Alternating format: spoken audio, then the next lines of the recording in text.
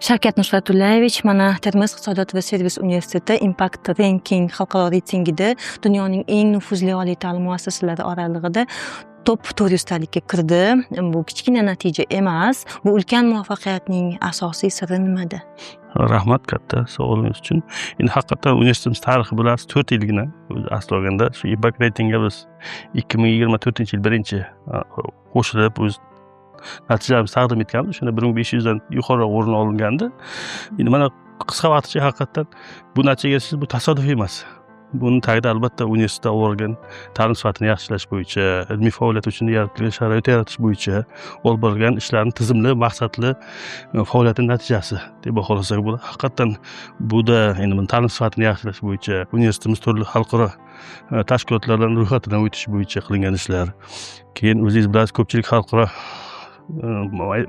boshqa mamlakatlardagi universitetlar hamkorlik yo'lga qo'yishi, nafaqat talabalar almashinuvi bo'yicha, balkim o'sha ilmiy hamkorlikda olib borgan ilmiy tadqiqotlar bo'yicha mana o'zingiz yaqinda universitetimiz saytida ham e'lon berdi. Universitet tomonidan Scopus va Web of Science bazasida chiqarilgan maqolalar soni 1100 dan oshib ketdi. Bu qisqa vaqt ichida. Endi bu maqola nafaqat universitet o'qituvchilari, balkim hamkorlikni ko'rsatadi-da. Demak, mana shu hamkorlik natijasida amalga oshirilgan ishlar, demak, qisqa vaqt ichida shu narsaga erishishga imkon bo'ldi.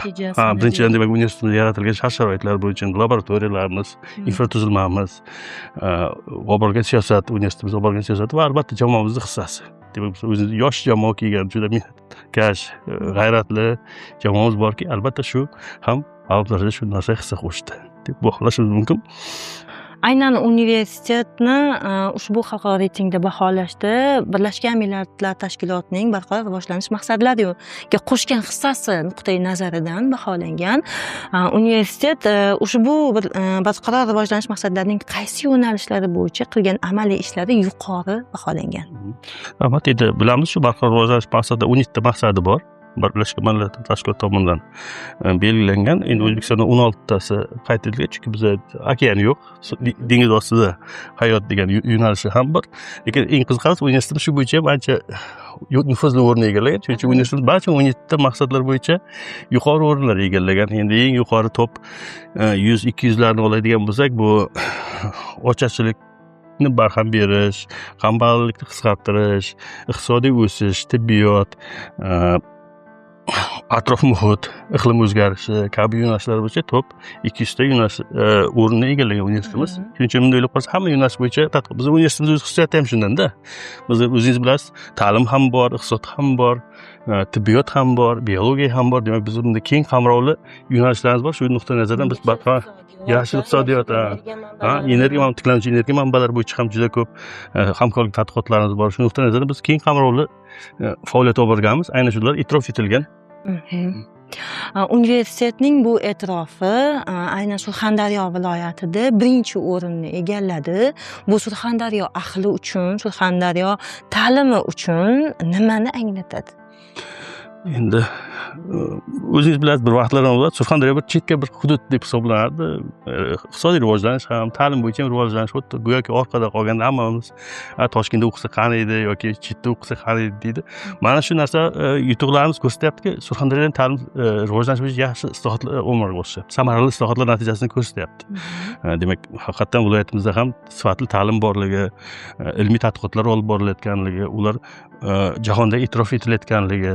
Demak, masalan, o'sha yuqorida aytib ketdik, Scopus bazasida yoki Web of Science bazasida chiqadigan maqolalar, u albatta butun ilm tomonidan tan olingan maqolalar, tadqiqotlar natijasi hisoblanadi. Demak, Surxondaryoda ham shu narsa bo'lyapti. Demak, Surxondaryo ham ta'lim bo'yicha boshqa viloyatlardan orqada qolayotgan yoki markazimizda orqada qolayotgan emas. Demak, haqiqatan sifatli ta'lim ko'rsatyapti. Bilasiz, 2 ta universitet, Termiz davlat universiteti va bizning universitet top 1000 taga qo'shilgan. Demak, bu ham katta yutuq. Top 1,5 mingtani oladigan bo'lsa, 3 ta universitet qo'shilgan. Demak, 5 ta oliy o'quv yurtlaridan 3 tasi e'tirof etilibdi. Shu fursatdan foydalanib hamkasblarimizdan tabriklaymiz. U ham ko'p yillik mehnat natijasi, bilamiz.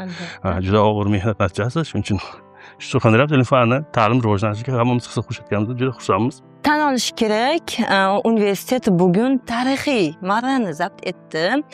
Endi bundan keyin universitetning maqsadlari qanday?